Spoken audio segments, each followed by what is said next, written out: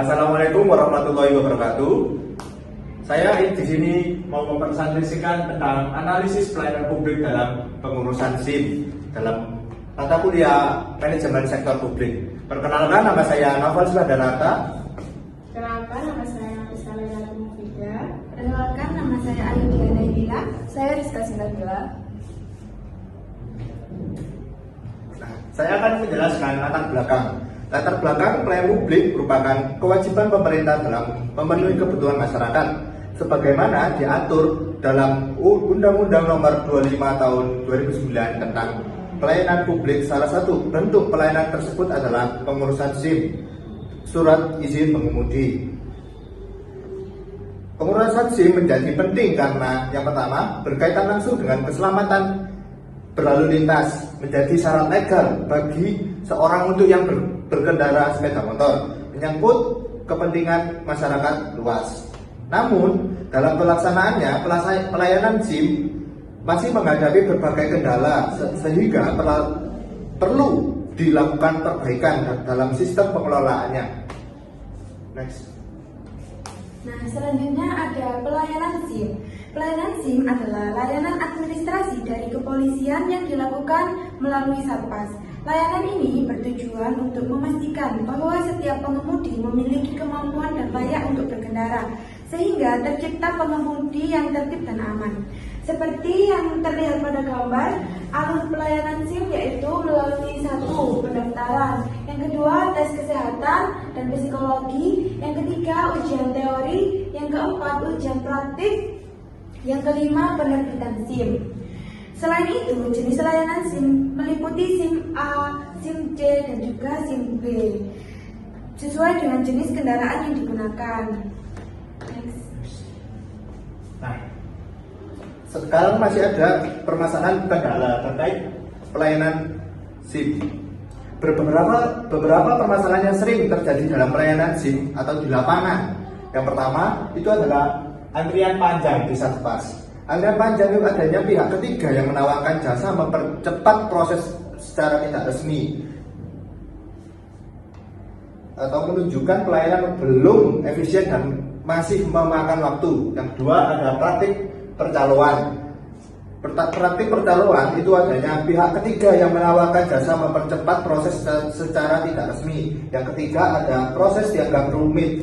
Alur pelayanan kurang dipahami masyarakat dan terkesan berlibat. Atau yang keempat, kurangnya transparansi biaya. Informasi biaya resmi belum tersampaikan dengan jelas ke masyarakat. Yang kelima ada ujian praktik dianggap sulit. Banyak pemohon merasa kesulitan dalam ujian praktik berkendara. Next.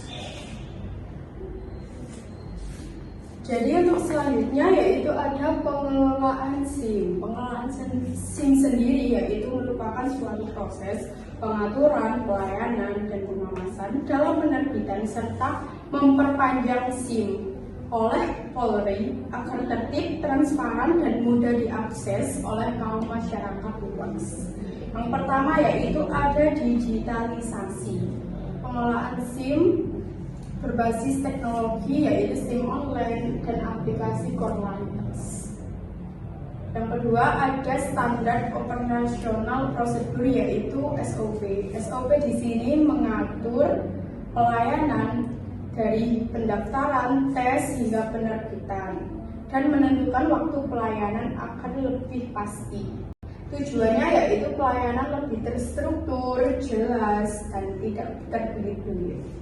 Yang selanjutnya yaitu ada pengawasan yang dilakukan oleh internal Polri itu sendiri untuk menjaga disiplin petugas yang melibatkan masyarakat melalui titik dan laporan untuk mencegah penyimpangan seperti pungli dan meningkatkan kepercayaan masyarakat. Yang terakhir yaitu ada inovasi pelayanan. Jadi inovasi pelayanan sendiri ini ada dua macam yaitu SIM keliling dan drive-thru. SIM keliling merupakan layanan di lokasi tertentu yang ada mobil layanan datang berarti ya teman-teman ke tempatnya. Sedangkan drive-thru SIM perpanjang tanpa turun dari kendaraan, kayak drive to ke McD kayak gitu. Nah, tujuannya untuk memberikan kemudahan dan menjangkau lebih banyak masyarakat. Nah, kesimpulannya pengelolaan SIM terus dikembangkan melalui digitalisasi, standar pelayanan yang jelas, pengawasan yang ketat, dan inovasi agar lebih cepat, transparan, dan mudah diakses oleh kalangan masyarakat. Di sini ada kelemahan dan kelebihan. Yang pertama, kelemahannya masih ada calo.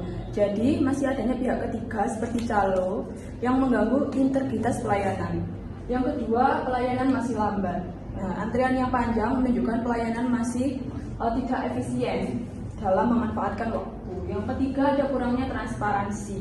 Kurangnya keterbukaan informasi bagi masyarakat dalam proses pelayanan ini membuat masyarakat kesulitan. Yang keempat, ada sumber daya manusia yang belum merata. SDM yang bertugas belum memiliki standar kompetensi atau distribusi yang merata.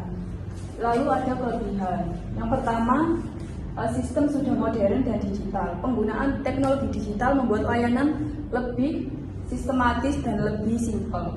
Yang kedua, ada proses terstruktur, yaitu alur birokrasi yang sudah diatur secara sistematis sehingga lebih terorganisir. Yang ketiga, ada mendukung keselamatan berkendara. Nah, ini layanan ini tidak hanya sekedar administratif, tapi berperan penting dalam mendukung keselamatan berkendara di jalan raya. Nah, yang terakhir ada kesimpulan dan saran. Pelayanan pembuatan SIM saat ini sudah berkembang dengan adanya digitalisasi dan inovasi layanan. Namun, dalam pelaksanaannya masih ada beberapa kendala, terutama pada transparansi dan efisiensi dan juga integritas pelayanan. Nah, saran dari kelompok kami untuk meningkatkan kualitas pelayanan SIM ada beberapa hal yang perlu dilakukan, yaitu perketat pengawasan calo, tingkatkan transparansi, perbaiki sistem antrian, dan juga tingkatkan kualitas SDM. Sekian presentasi yang kami sampaikan, kurang lebihnya mohon maaf. Kami akhiri. Assalamualaikum warahmatullahi wabarakatuh.